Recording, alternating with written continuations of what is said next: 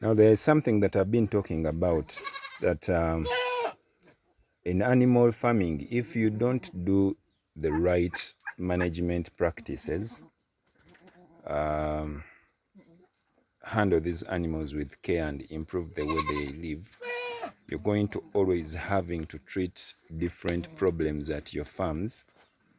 We said with these such conditions, poor hygiene where they stay, you don't deworm them regularly, you don't spread them, what is going to happen is their immune systems are going to weaken. What you see here are local goats and some crosses, but they called me and they told me they have a lot of problems. One, they have ocular infections, eye infections, like you can see this one. They have wounds on the mouth, like you can see. Many of them have this, and most of them are not looking well, like you can see them. This happens because the hygiene, first of all, is very poor. You can see when we open here like this, there are maggots inside here.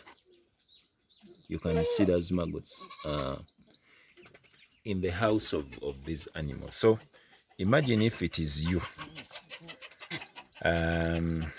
If it is you living in such conditions, you're living in a place where your poop is not cleaned for so many months, you're staying with maggots like this, what is going to happen to you is you're going to start falling sick.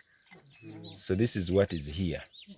You can see the animals are not healthy at all. We are treating them, trying to improve them, but still, even if we do treatment and they remain in such conditions, they won't improve, because we will be wasting a lot of our efforts.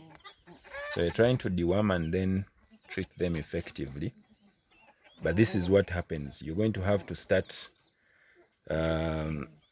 investing in antibiotics, treatment, and what every day, like you can see here. The hygiene is poor. The house itself is not as good. The animals are not dewormed. You can see how they are looking like. So you must improve on these things if you're to rear animals. These are not conditions good for them, as you can see. Yes.